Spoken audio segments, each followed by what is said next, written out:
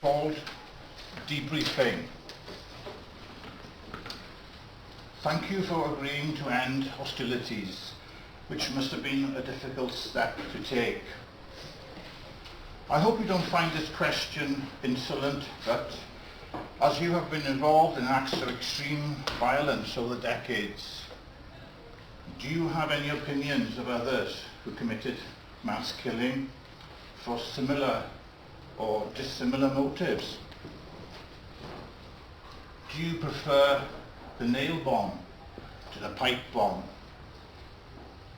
And has the smart bomb ousted the time bomb? How would you rate the Night Stalker when compared to the Black Panther? Or does non-politically motivated homicide leave you cold, even though every murder is political in its own way? Does Shipman rank alongside the foot soldiers who take anonymous civilian life in the name of an order or a cause? Do you still hate him? Verbatim.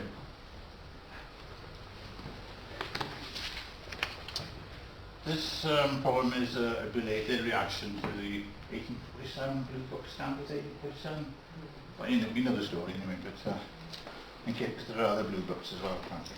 It's called After Damnation, We Continue to Dream, to Dare.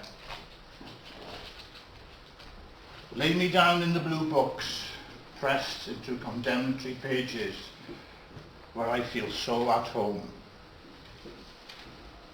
Lay me down in redundant workplaces, the warning signs on closed doors, the debris of what we used to do. Lay me down in independence, a dream interrupted by head injury, but vivid again in a recovery position. Lay me down loaded with gin on sacks of straw and boxes of long matches for the weekend. Lay me down with the ancestors who sit around fires, retelling their unapologetic mythology.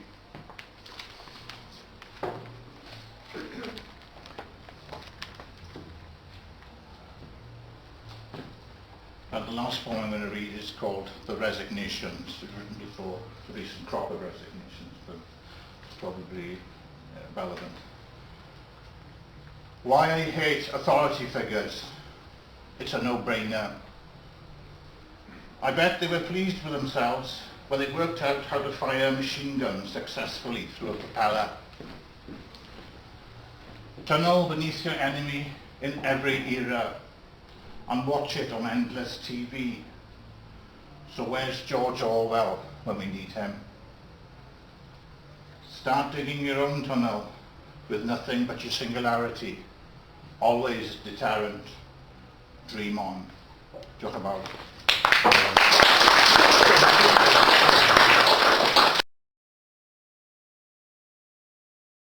The Rising of 1981. What? It was the 150th anniversary of the original one, but that went so well we had another one. Now you think I'm joking, don't you? But all I can say is I went to the toilet and I came back and every single window here had been smashed with seats thrown through them. And why did that happen? Because the police came in and told the barman to stop serving us at 9:30 in the evening on the day that we'd been celebrating the 150th anniversary. Yeah? And I didn't see how it started. Well, when I came in, the place was empty. You were there, were you? No, I got with Bob Howells down to the ground. Well, nobody else. I missed it. Nobody else was there, but I was. Yeah. And I just didn't know what had happened. And the next thing I know, I'm thinking everybody's gone. What on earth happened? And I'm going down the stairs, and the police are hurtling up the stairs. Bit late by then, because there was nobody left. They'd all gone down, so... Anyway, just thought I'd tell you a little bit of Merthyr's history. Right, okay. This is from my book of poetry, Subversive Lines. Yeah, that's a car in Amsterdam. Yeah? And it's quite deliberately planted. You see that the car is actually in quite good shape. Yeah? And it deliberately planted a bush in there, and only in Amsterdam the council let them do it. So, it was irresistible. So, right, anyway, let's have a poem. Crime lesson. If you want to commit a crime, start young and go to rave. Squat in a house, travel the roads and join the protest wave. If you want to start in crime, ignore the law, fight back. Fight for the right to party, ignore the Criminal Justice Act. But if you want a career in crime, don't use a gun or kosh. Don't hold up the local post office, wear suits and ties and act posh. If you want to be a success in crime, don't commit the obvious crimes or you'll end up doing time. Try business and read the Times. If you want a real career in crime, don't be a criminal and get caught. Make the contact, do the biz, find out who can be bought. If you want a secret career in crime, learn a strange handshake. Roll up your trousers to your knees, become a mason on the make. If you want a profitable career in crime, steal $1 million in the city. Screw the rich for all they've got, they don't show us any pity. If you want a respectable career in crime, get real and play the game. Screw the workers for slave wages, provide jobs and make your name. If you want a political career in crime, join the Tories, make money at ease. Jump up on the gravy train, making a living out of sleaze. But if you want a career that's not called crime, act as bold as brass. Invest your stolen millions and join the ruling class.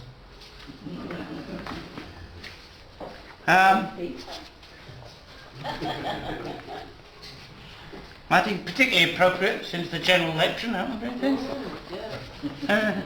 Here's another one about the general election or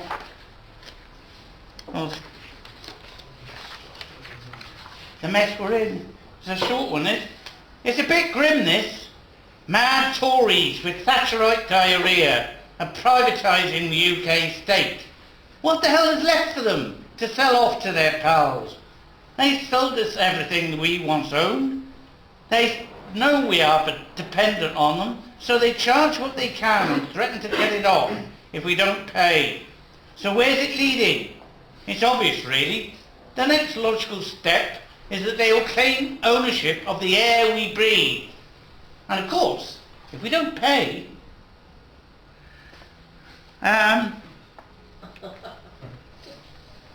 this one is about the kind of stuff that goes on. I'm a retired law lecturer and I give free legal advice. I live in Aberystwyth, down near Tydfil, and there aren't any other lawyers in the Aber Valley, just me.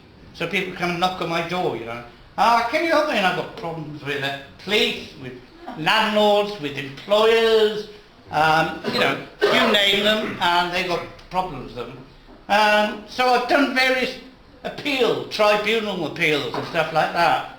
And this is about a real one that happened to somebody I knew. And it's called Disability Living Allowance Appeal. Hello, Mrs. Davis. Welcome. In this appeal hearing, we're going to decide whether you're entitled to the allowance in February this year when it was refused by the benefits agency. The help we shall give you in the form of money is entirely within our power. So we're going to ask you a lot of very personal questions. This means we're going to ask if you were so weak, so disoriented and pathetic that you needed help to carry out basic tasks that we take for granted. How do you feel about this? Sufficiently humiliated? Well, that's the price of state benefits, Mrs. Davis. We don't give them away. We need a convincing performance, a mixture of grovel and evidence to make you feel grateful so that we can feel good about handing over public money. I watched and talked as the script was played out. I played my part and, well, we won the appeal, but we didn't celebrate. Something a bit lighter, the last couple, bit more cheerful. I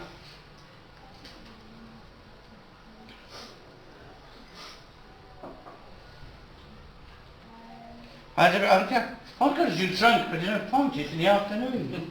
I'm still sober. They haven't even done the classes they've got, for God's sake. No point doing that one, is there? Right, does anybody object to bad language? Yeah. Good. I fucking object. Because the name of this poem is Fuckum. Fuckum is not swearing. It's not a mindless response, but the distilled experience of generations of the working class. Fuckum is the natural response to being sacked, refused benefits, hassled by the cops, baited by the rich, and being philosophical about it. Fuckum is swearing as language expressing centuries of exploitation. It's not a nice phrase, but it's the best way to survive. Fuckum is the only way to strive, to surface after the dive, to say we're not giving in and show we're still alive. Fuckum is art created by imagination, driven by desperation, out of indignation, recycled as irony and resistance to become a phrase of creation. Fuck 'em. And I'll finish with this one, which is to do with the Red Poets Society, so you know what you're up against if you ever come to another one. This is called Red Poets Society, and it's dedicated to Al Jones, one of our poets, and a very fine photographer. Yeah? He's away in Spain. Yeah. Red Poets Society. No, not Dead Poets Society. This lot are alive. Just. What film? Oh yeah, that one. It wasn't that bad. But it was Hollywood. Too romantic for us. Who are we? Well, we're not always sure. As people come and go. We've never met some of them. Others do gigs and disappear. Gigs? Yeah, poetry readings. Honest, yeah. We read in pubs, clubs, castles, streets. Castle? Oh, come to think of it, it was just the one castle. And it wasn't a proper one, just Cabarthur in Merthyr. We got our fans, both of them. Andrew the designer, and Alan, who sells the books and fixes the raffle. Okay, they're both hecklers, but that's showbiz. We can do without them though. They're our professional audience, though they don't get paid. No, why should they get paid? We sometimes pay to read our own gigs. What? Why do we do it? It's obvious, isn't it? We're no different to other writers. We perform in the hope of praise, applause, laughter, the possibility of getting laid. No, we haven't got any groupies, and we don't get groped by crazed female fans throwing their knickers at us. There's always the next time, you never know. What do you mean by sad? We'll always have a good laugh, get drunk and take the piss out of politicians, rant against injustice, imagine a better world. What's the point? Well, it depends on who you are. But the one thing we have in common is the need to find our voice, to express ourselves, to question the consensus. What? Of course it isn't a way of making money. You've got to be joking. There's no money in it. Poetry is not the new rock and roll. Though we do rock and roll, usually after about 6 pints. So why do we do it? Because a group of hardcore performance junkies milking the audiences when they turn up, now and again, for reaction. Any reaction. Welcome to the awkward squad, kicking arse in verse. Yeah.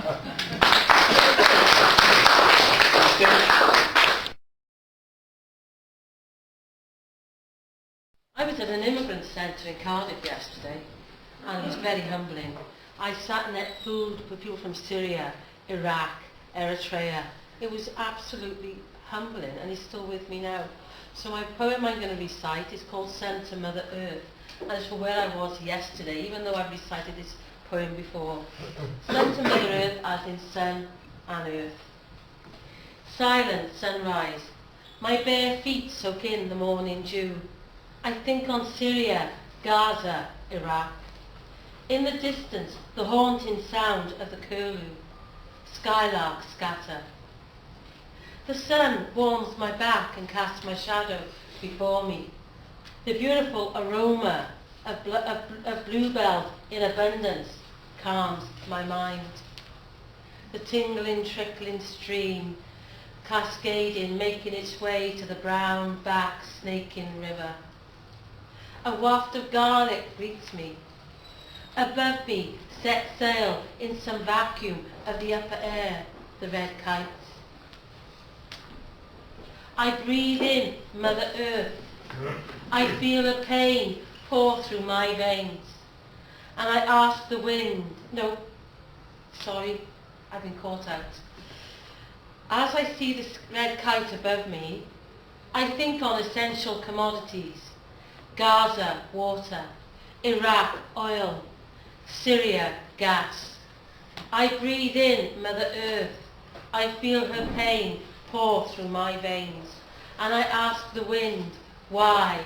Why is the world breaking its own heart? This next poem is in my Butterfly Kisses a Bee Sting Mind that Debbie Price published. And it's called Contours. Matte blue veins bleed out to the out-of-bounds heart. Layer of skin takes your breath. Follow the curves and crevices of soft breath. Up the backbone, shoulder high, up a neck to a face with mouth-watering sights. To rosebud-breasted tips, waist deep in the belly mound. To an open gate of delight formed at the hips. Taut thighs, knee-shaped, shin calves. 2 feet planted on solid ground. A fruitful, fertile mind, a soul that soars. Love needs to feel its own contours.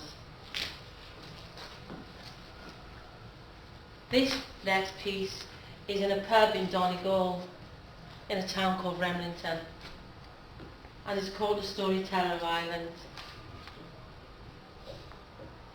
Is that okay? Storyteller Island. I rose on the dawn of time on a mountain called Morn. I outstretched my hand and out came the Sleeve League. I took a giant step to a causeway. I gobbed out the snot green sea. From my tears of joy came the bog. Brian Boru was my creation, a story that had to be told.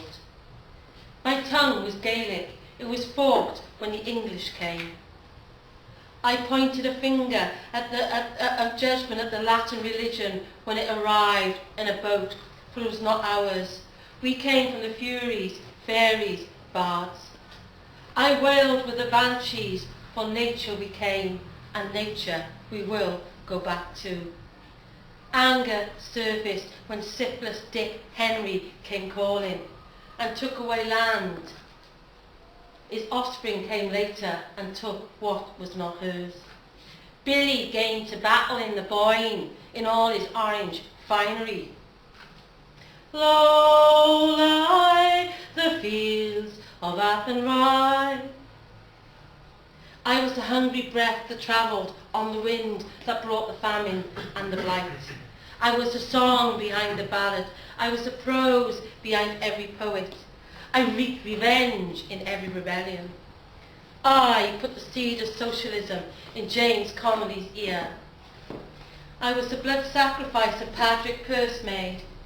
I shed tears of hate when they shot him and he died by my side. I was the choice that Kevin Barry made when he chose the gun instead of the medical exam. Martyrs are not born and they die too young. I gave a hero in Michael Collins who rode round on a bicycle with a 10,000 price tag on his head. I brought betrayal through Dare who stabbed Collins in the back. I could not prevent the destruction and I fell into despair when brother fought brother. After it had taken 700 years to get rid of the bad tenant who ruled and divided yet kept our north kith and kin. I hid away in my shame in the caustic Catholic years, when devil era ripped babies from women's breasts because they fornicated out of wedlock. I ran to the hills when the Celtic tiger roared, avarice! You can seek me out. I'm in every peat-fired pub with my eyes ablaze and my tongue inflamed for my desire of a united Ireland. Thank you.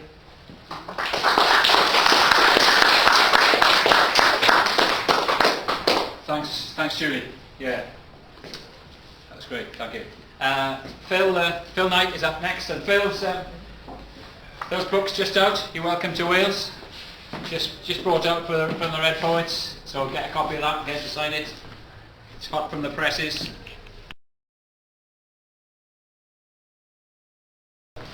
Cross over the Severn Bridge, you'd see this sign, and it would be, half it would be white and half green, and in big red letters it would say, "You are welcome to Wales."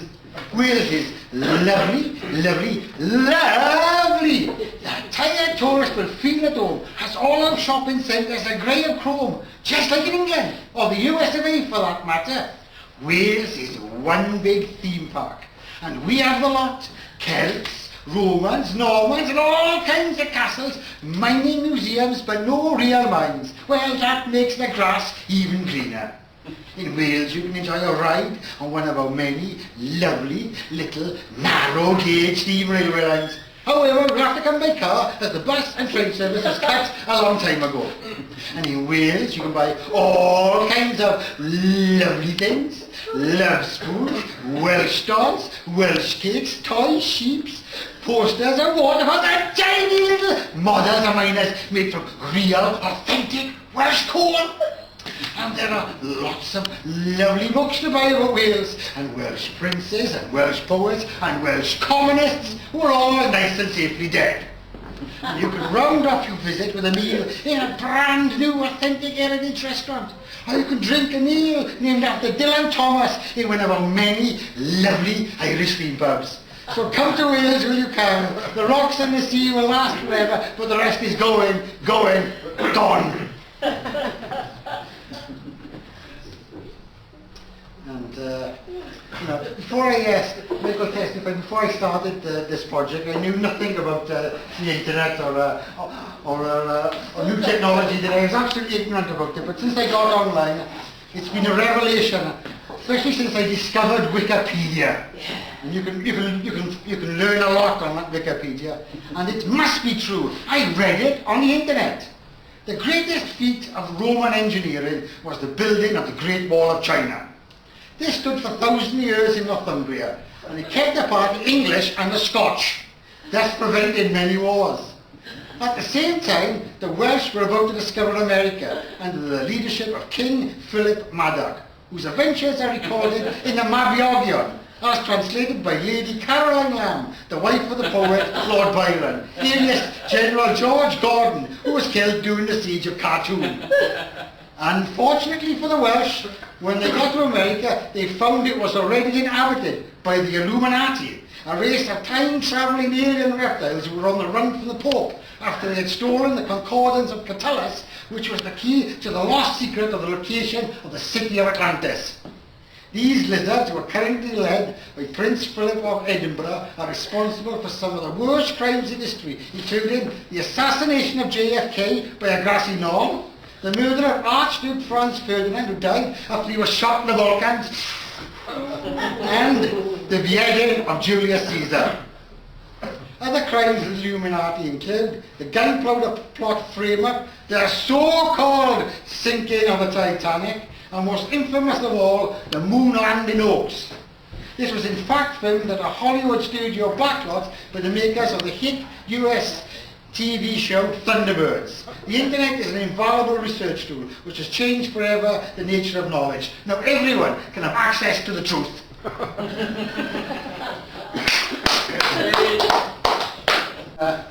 The show serials during the holidays, like Flash Gordon and Buck Rogers, but my favourite one when I was a child was Captain Marvel. And it was this Billy Batson, he was called. He was a cub reporter, and used to say the magic word Shazam, and there'd be a flash of lightning and he'd become Captain Marvel. What you may not know is that we have a superhero in our midst in Wales, because Carwyn Jones is Captain Marvel.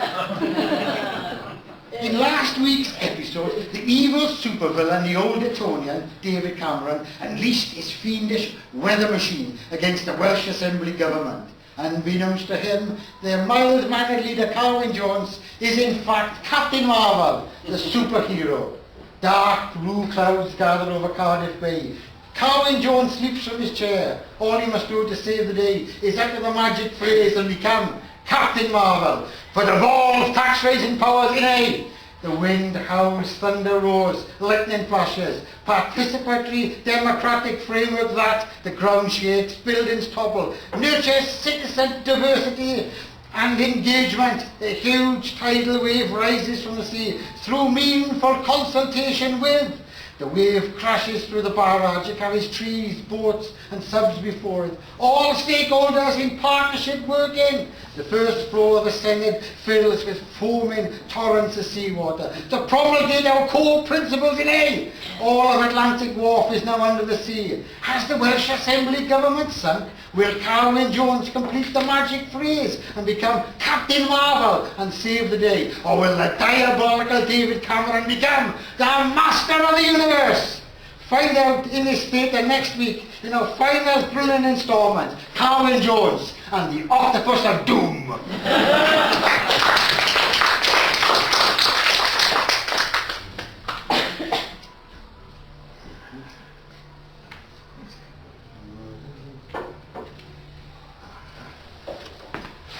And now Rachel's gone, I can feel safe reading this one. Because this is the synopsis of the great prize-winning postmodern Welsh novel.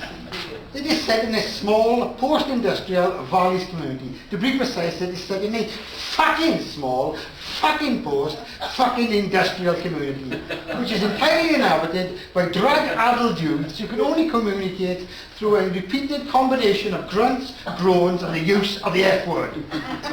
The narrative follows the fortunes of four characters.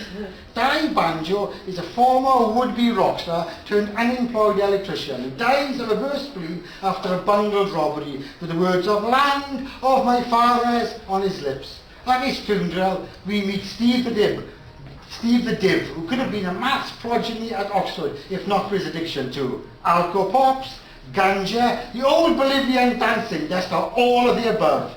He cries like a baby when he is sent down for 25 years for killing his abusive father, drug dealer brother, callous Japanese-American ex-boss, or all of the above. Most tragic of all is the story of single welfare mum Rhiannon. Once the most beautiful girl in the whole Unity Authority, she has prematurely aged due to a life on the cane, having 8 babies in 7 years, a love of crack cocaine, or all of the above. After castrating her abusive ex-husband with a lawnmower, she kills herself by driving her ex-steelworker dad's hot dog van into the former reservoir, which, thanks to a grant from the Assembly, is now a top-notch aquapark and leisure facility. When she disappears forever beneath the still water, the sound of the Manic Street Preachers can be heard booming on the van's CD player. Some people say they can hear them singing to this day. These events are narrated by Mike, who has just returned to the town with a first-class degree in communication studies and a postgraduate MA in creative writing, in order to care for his ailing grandfather, Tom Thomas, an ex-NUM official who dies of the Black Line before he can complete his life's work, a translation of Marx's Das Kapital into Kanganer. At last free, Mike emigrates and writes a great prize-winning postmodern Welsh novel, and he becomes world famous in India, America and 6 states of the former Soviet Union, but not alas, Wales.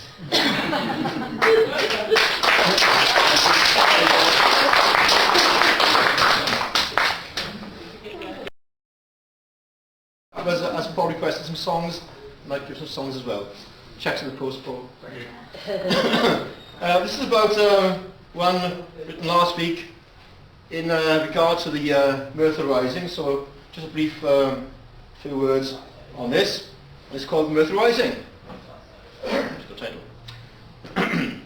We bear the scars, felt the pain, hot iron blast, coal in our veins, slums and low pay, fear of death. This was no life. Struggling for breath, furnace, coal mine, children at work, town bosses with a chance to shirk. Fight for your rights, unite in the hope of better things. Together we'll cope. We are men of Merthyr, flag raised on high. Onwards, upwards, sound the battle cry. What are they talking about? I see it in the paper, but all those cannabis factories. They're everywhere now. And one in that old restaurant in town, another in that flat where some old guy lived, and that club, a big one there. Fair play, it's free enterprise. If you want to sniff out a job, you can find one. Well, the cops couldn't smell them. They wouldn't.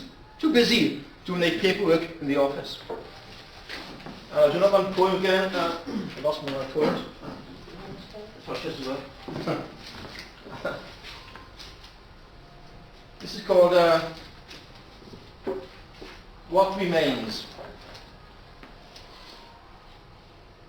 I'm on the committee of a community centre down the valley, and 2 years ago we had a letter from someone who was relating to a man who had died and had left in his bequest £50,000 to the community centre and the boys club, which is very good because we needed that money to keep the club going.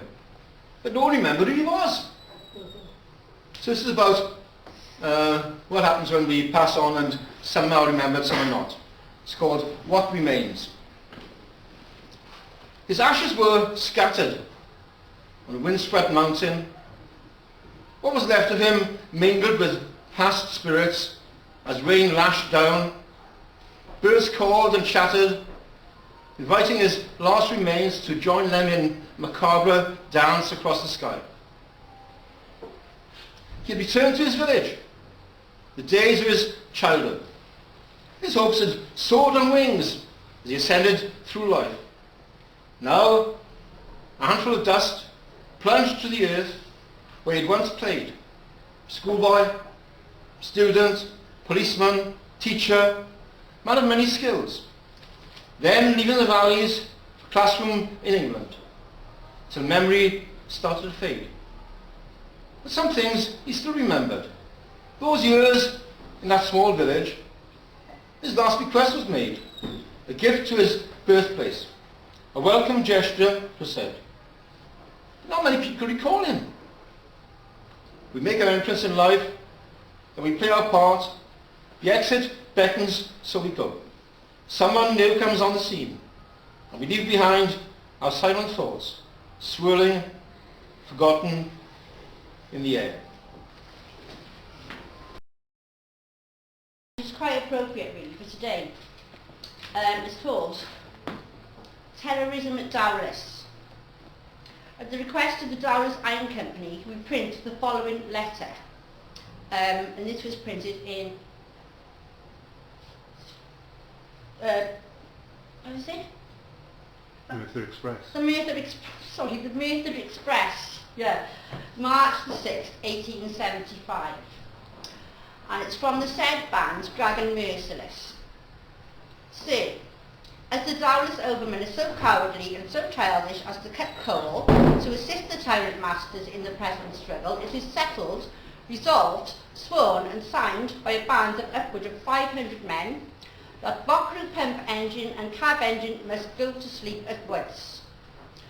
Therefore take notice that unless you will timely inform the engineers of the said engines to leave their work on Monday or Tuesday, you, as well as them, shall be subject to the most cruel action that enemies can act upon. Do not trust yourselves to the police force, for every member of the said band are armed with deadly weapons, viz. Hatchets, mandrel wires, spears, and 50 pistols, all in good order. No mercy shall be given to any of the said enginemen from Tuesday out. Let all the overmen, firemen, shovelers, flumen, and everyone it concerns to know the contents of this notice, and should the police interfere in the affairs, he or they shall not escape alive. War is war. So let it, and where it may find you shall be hunted out of your life, you must pay for this insult, then it will be too late for mice to squeal when pussy got her head and tail. Remember that one pair of feet is far better than 2 pairs of hands. This terrorist letter was received by Mr. Thomas Jenkins, Chief Engineer of the Bockroot Collieries, advising 500 men to attack the Bockroot pumps and cab engine on Monday and Tuesday unless the engine would leave their work on those days. It was printed on the 13th of March 1875 edition of the Merthyr Express. After a period of 8 weeks, a ballot was held at Derry on the 15th of May 1875.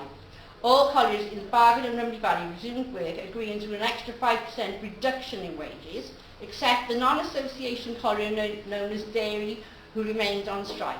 That's where we happen to live. So yeah, that's quite an interesting little piece. This is a poem that was inspired by, I don't know if any of you know the book, it's Bread and Cheese. It's a big Pewter History Society in Merthyr. I read that last year and I wrote this little poem regarding that. It's called Rising Dough. There was trouble brewing in industrial Merthyr town. Ironmasters profits up, workers' wages down. Poverty and disease, no medicine to ease. Water polluted, no sanitation. Rural degradation in this factory nation. Bread prices rising, Merthyr uprising. A need for basic human rights is what brought on this bloody fight. They gathered in their thousands, those rebels with a cause. And when the troops came in, they stood their ground, they didn't even pause. The first red flag was flying, while innocent men were dying. Rebellion and revolution in old Merthyr town on the day they took Penderyn down. In August 1831, a gross miscarriage of justice was done. At the age of only 23, an example was made. You should have gone free, but they strung you up in Cardiff, they hanged you by the neck. Even though your supporters took the long trek, their shouts of innocence were ignored, as justice prevailed, angry crowd roared. No proof of guilt was given, so to martyrdom you have risen. This is an announcement about the state of the government in general, and even though I wrote it over a year ago, still applicable, unfortunately. It's called Injustice. The dragons breathing fire, our country's a quagmire, a seething mass corruption, a grieving class eruption, perverse polluted politicians interested only in acquisitions. Those fat cats sit in gilded cage while people fight for minimum wage, living wage, a dying wage, the working classes in a rage. Old people shiver in unheated homes, relying on leaders like Carwyn Jones to acknowledge their work, the sacrifices they made. They fought the wars and foundations laid for the NHS to care for all, not this bureaucratic red brick wall. A Nyron Bevan turning in his grave, medical staff once revered, now grossly underpaid. MPs take a pay rise while another Atos fit for work dies. Give to the rich and take from the poor, our government's eternal law. Parents weep while children sleep. A weariness ensues. Closing libraries, leisure centres too, nothing for the kids to do. Stand on street corners smoking dope, a plague of children with no hope. A corruption rife in Senate's guise, people fed up with their lives. So working classes, we must unite. We can win this war if we all stand up and fight. And, okay, last one is going to be in relation to the miners. It's called Working Class Heroes.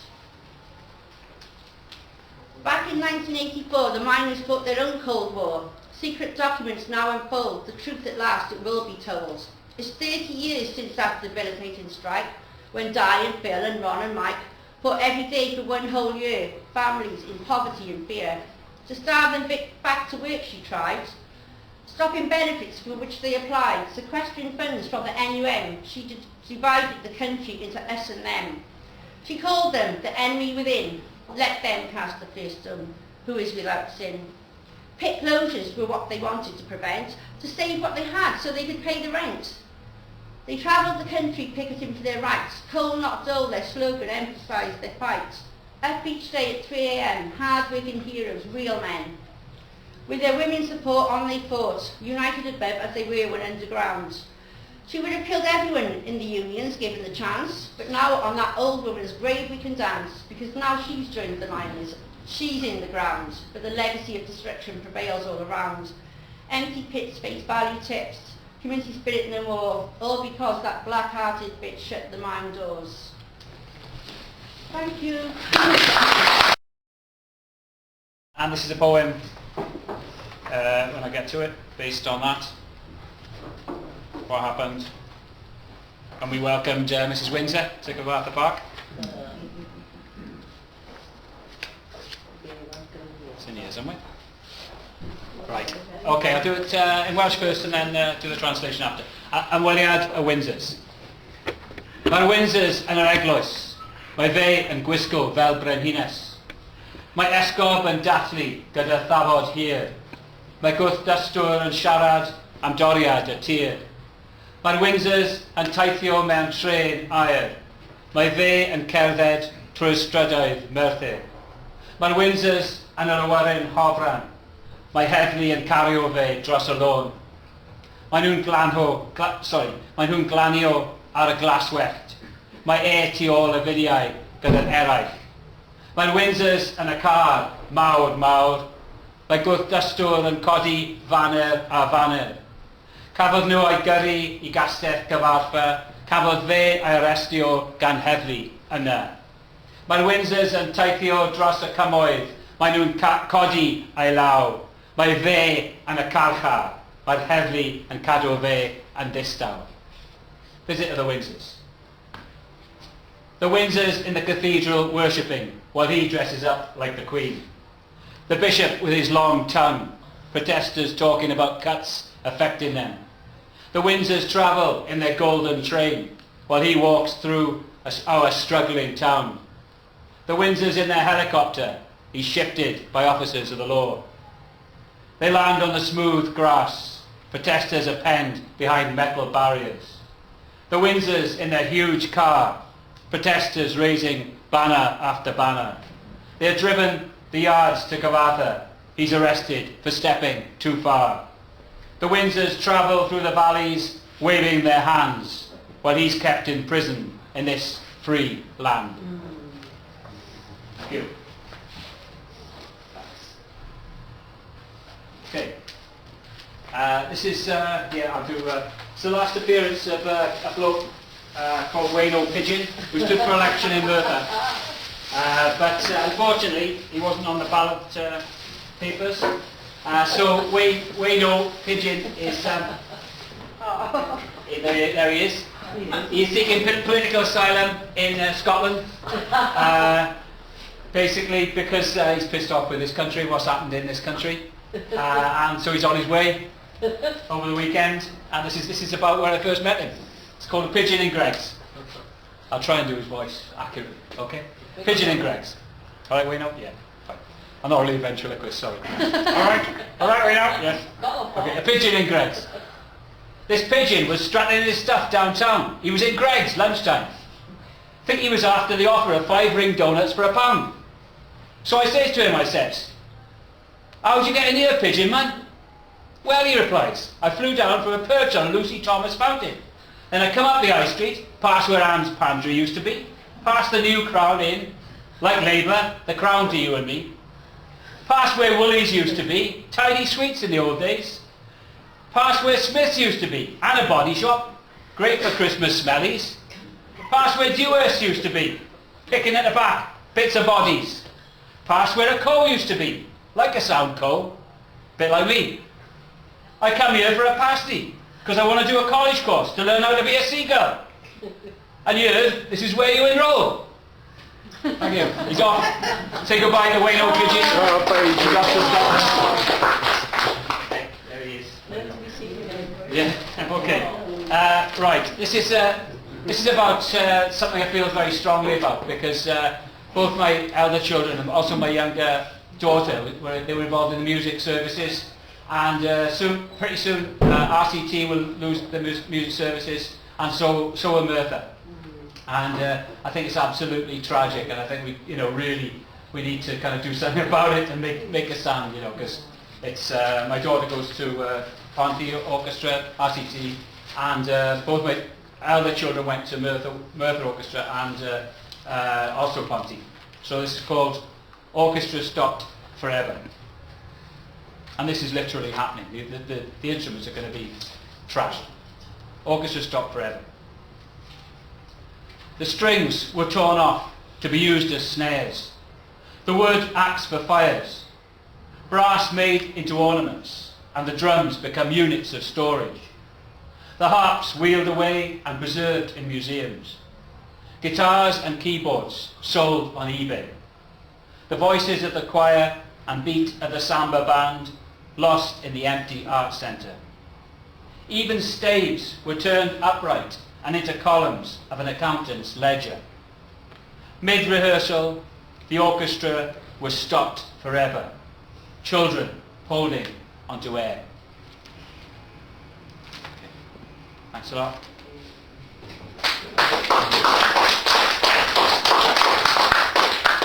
Okay, just do a couple more. This is about the demo we had on the bottom of town, which was featured on. I thought it was a really excellent program. Sorry, but what was it called? No. And the one about immigrants in Merthyr. Boy from Aberfan, you in England did it, and it was demo against UKIP down the bottom of town. And this is basically, I know the UKIP office down the bottom of town is shut now, but you know, they'll open up again somewhere else, probably in the middle of Merthyr, when the assembly elections come up. And this is about when that UKIP office opened down the bottom of town. It's called Pound Shop Politics. This bloke, see, he didn't know nothing about politics whatsoever. Nearest he got to it was drinking in a Labour club, or voting for a neighbour who stood. If you asked him, he'd probably say, Labour, I always vote Labour. He always had an eye for a bargain. That's why he loved it in Merthyr. Charity and pound shops galore. And he seen this new one open down by a Lucy Thomas fountain. Keep mentioning that, don't I? It had a bright purple sign and a pound clearly displayed.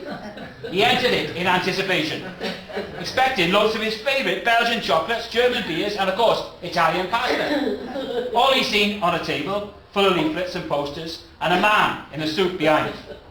What do you offer a quid? He asked, and a man showed him 2 pamphlets. No to EU and cutting immigration. Got anything hot as peri-peri Portuguese sauce like in Nando's? Or spicy as a tasty chorizo?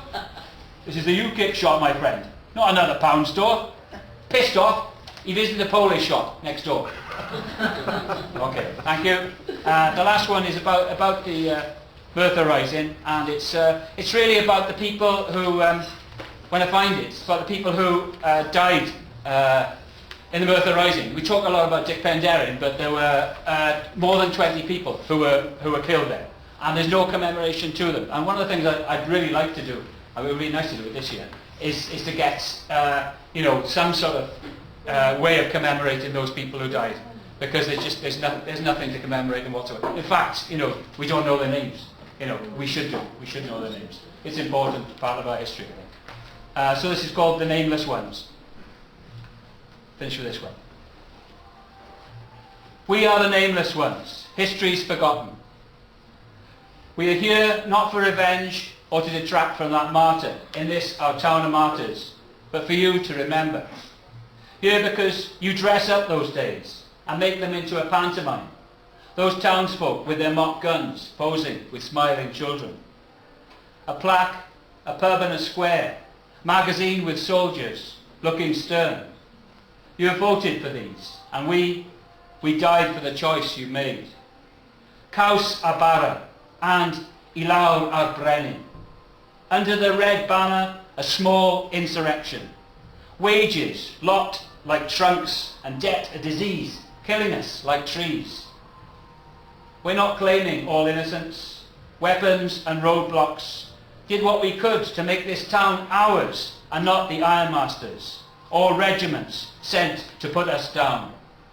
Our blood, like that of the lamb which stained the flag on the wine, is the sap, despite the downtrodden, frail, leaf-like figures scattered around. We are the forgotten ones. Give us names. Okay, thank you.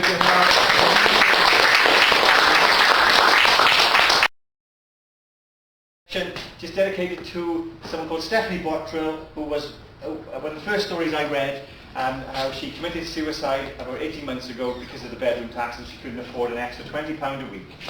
And I just thought, what a terrible waste of a life. Demonise or die for Stephanie Bottrill. As they sit in their shiny, safe splendour, planning new modes of attack, they discovered the spare room supplement, better known as the bedroom tax. A cunning concoction of laissez-faire and big brother, a meticulous maledictor that sets one against the other.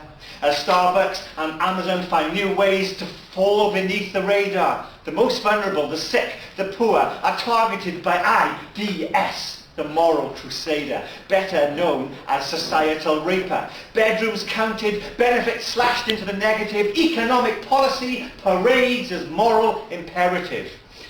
As blame spews from this capitalist fundamentalist that embodies the hijab and the crucifixion in one swoop of his rhetoric, euphoric pronouncements whose agenda is desecration, that abhors waste and values austerity, admonishes food banks for charity, yet elevates man to man in humanity under the guise of free market economy. And when nothing goes in and nothing comes out, survival, the staple, existing, those labelled as thought processes starved with doubt, choice becomes blankets instead of heat. Food banks placed in schools, so place the non-payers on the ducking stool until community, until care, until unity become obsolete. You have nothing to fear. It is a proud duty to provide financial security to the most vulnerable members of society, and this will not change. Ian Duncan Smith, 2010. And that was then. And this is now, as today we read of those threatened with letters sent by their betters, ATOS interviewers and benefit reviews, then suicide notes from freezing cold flats, pushed to the edge by Duncan Smith's pledge to reduce the stats. As they sit in their shiny, safe splendour for another 5 years, I just added that bit, years, planning their next attack, taking pride in their new mortuary slabs, upon which lay the victims of their subtle solution, the bedroom tax. Thank you.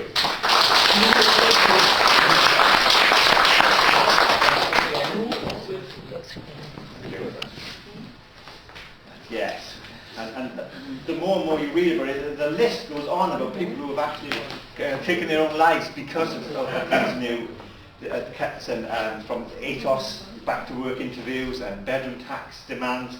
It's horrific. It's almost page after page of people. So there we are, and they'll never be held accountable, I'm sure. Yes.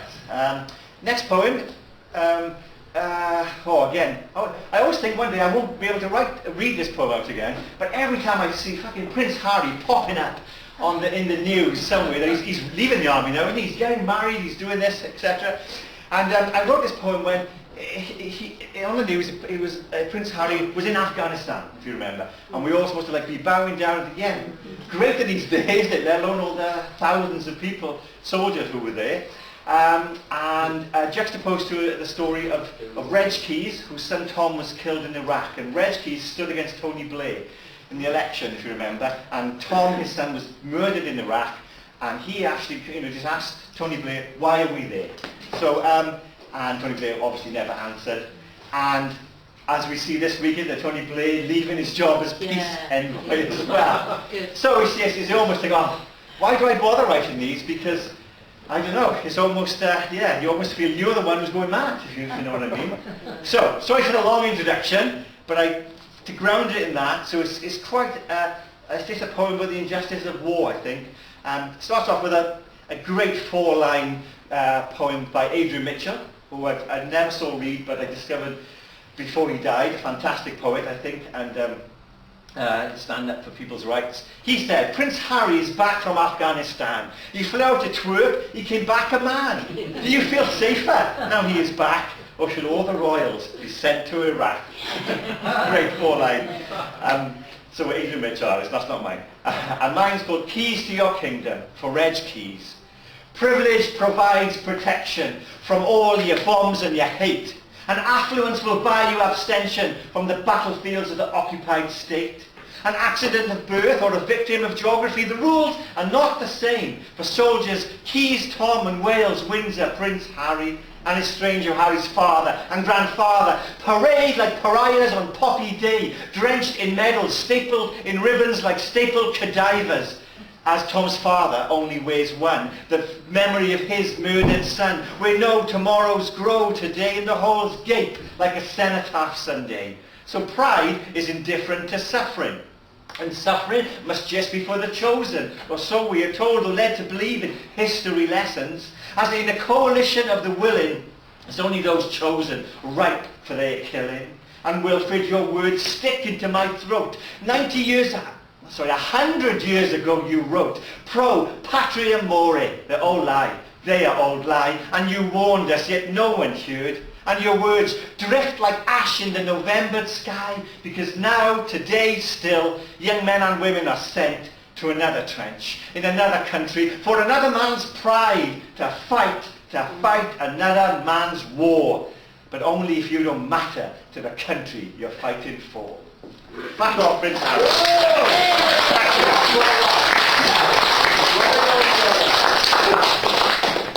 I read that up in, it was quite a posh festival, totally different to the Merthyr Rising, which is quite great really, isn't it? Up in Ledlow, that's right. You can see it quite posh. The head reader was, I know, yeah, Castle, with Caroline Duffy as well at the time, so it's very different. I was like the lower end, obviously.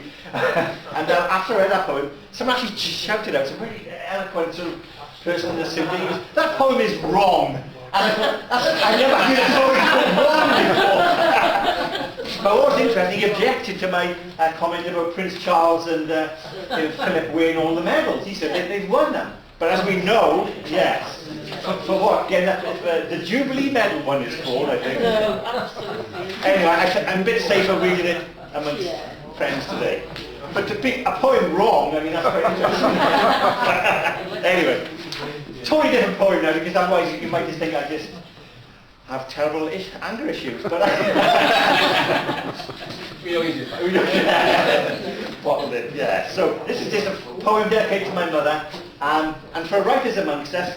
I don't know if you ever if you do a lot of workshops. Sometimes you get a terrible panic when you're in a workshop and you think, I don't know what I'm doing here now all of a sudden. I don't know if you've ever had that feeling.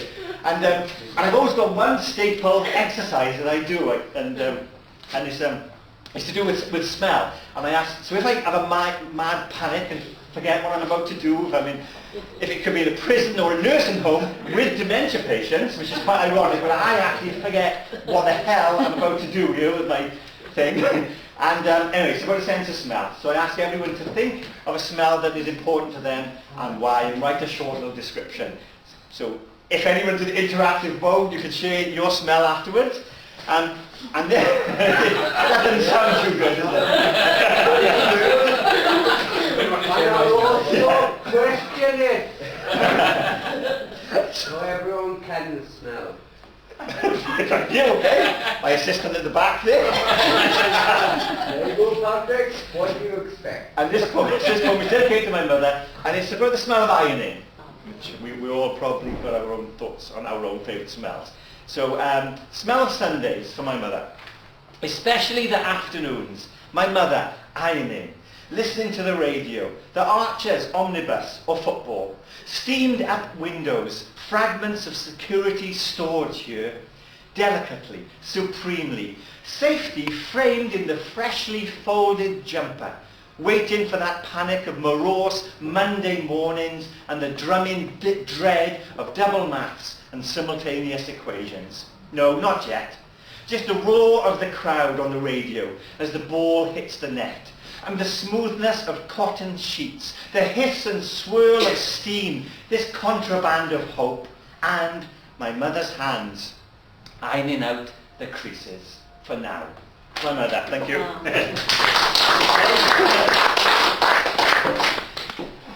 I was hoping perhaps George Galloway would be here today. I know he is here, but not in here. For this poem, I would like to... He should be there. He should have, yeah. Brilliant. I think a lot of people... All the losers in Mixed feelings towards James Galloway. That's James Galway. I don't know, oppress him. Almost a blottist. Talk about mixing new metaphors. That's true. Anyway, I don't know why, but anyway, yeah, Galloway, yeah. He's like Think, Marmite. sorry, he's like, Marmite. right, exactly, yes. Anyway, this poem is about another way we treat women, and the Islamic faith. And this poem starts off with a quote from the Hadith, which is like the B-sides to the Quran. I always check the room before I say that sometimes, because you know, you could end up in a difficult situation.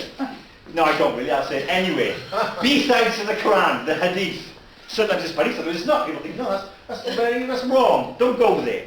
Anyway, it says, the virgins of paradise will be of white colour and free from the routine physical disabilities of an ordinary woman, such as menstruation, menopause, urinal and offal discharge, childbearing, and the related pollution. Fact. So if that didn't make feminists of us all, that's really, yeah. So that's in the Hadith, besides the Quran. But people, yeah, I'm not funny. See, people think I think I'm funny sometimes, but I know I'm not really. I've got a strange double-edged sword about my humour. A bit crazy, really. So, fast from the Hadith. This poem is called Letterbox Worldview. And I wrote it because I get very frustrated with sometimes the left talking about women's rights in the Western world, which I totally agree with. However, I feel that they totally ignore a group of women who are, in my opinion, oppressed under religion. Or most religions, but particularly Islam. So this is just my take on it. I'm all right. God, I feel like I'm in a job interview. Doing again a job. I know. So, letterbox worldview.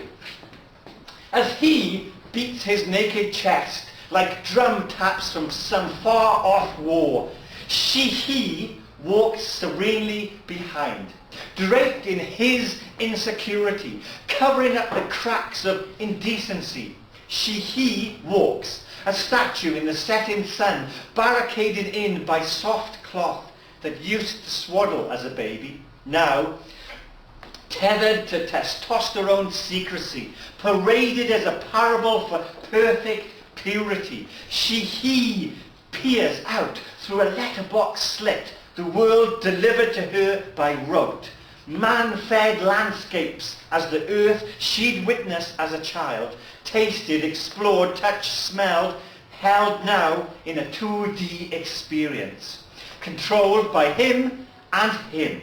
Rivers distilled to watched water droplets on a window pane. Redwoods shrink to garden ferns. Sky diminishes to the next step. A stapled page from a Xerox atlas. A tongue-tied topography. A petrified cry passed off as unquestionable morality. Where all female flesh is labelled pornography.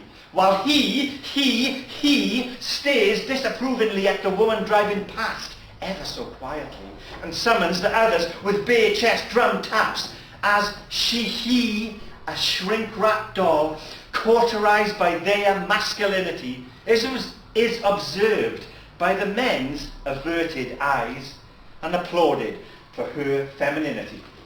Yeah.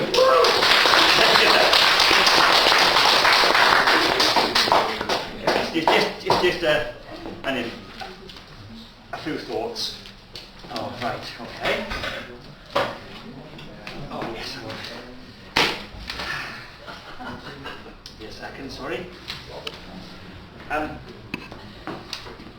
Just a poem about a lovely man who, so I told you the workshops I do, I was in a nursing home in Tonopandi, and his name was Dennis Jones, and he's a totally inspirational character. He was 92 and talked like he would be at the front if there was a revolution now, and it was totally inspiring.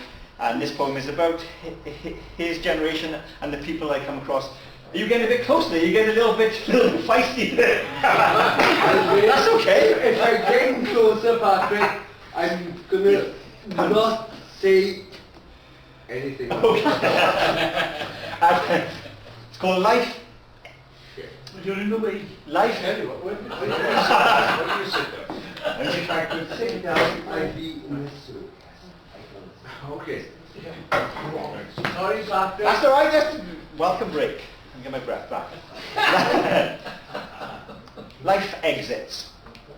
Down the blue highways of their minds, the group at Pentra House Nursing Home take me into the hidden fields of chroma symphonies, over desert wars between terrace streets, and the teacher who would slap their faces if they got an answer wrong. Each wait patiently for their turn to speak, to take me on a gentle, hazy walk down their troubled, tough lives. I see blackouts and mountain hideouts, odd-shoesed and balanced morals, glittering moments, stoic as stones, simple as grass, visionary through fading sight, a recollection of their last dance. We interrupt this poem to tell you that the royal baby is going to be called George, blazed the TV. Why not commemorate and celebrate before it's too late? Why not park cameras, step ladders, Sky reporters, Nicholas fucking Witchell outside the nursing home to capture their speeches, their tiny massive triumphs, their stuttered elegies of worked class dignity. And today, Muriel Evans gave birth to the most beautiful hairdo this morning. It's been a long wait, but it's done. Sprayed to perfection, held to the light. She's almost a film star. And here, Dennis Jones, 92 years old, stick in hand, on his way to vote. Not this mannequin parade of pensioned parasites that expect a curtsy. Not these Eton educated nepotistic nothings waving from a balcony. Not this mediocre idiocracy craving messianic authority. No. Tell me about 1926 when you had soup and bread at the local chapel. Tell me of how the women of St. Denis helped raise £120,000 for the relief fund when the mine owners only got fined £24. Tell me and lead me through this fucking darkness to a place where sunlight broke through the clouds. Make me laugh when you recount how your brother was locked in a school cupboard by his teacher for urinating over his tormentors, or who called him Welsh Rabbit. Make me cry as you tell me how your mother died when you were 4 months old and your older sister brought you and your 10 siblings up. Make me think when you tell me of your survival techniques. And down the blue highways they ramble on, ravaged by time yet strengthened by struggle, littered by death but overflowing with life. The doors are open, but they've already gone. Life exits. Life exists. For Dennis Jones. Thank you.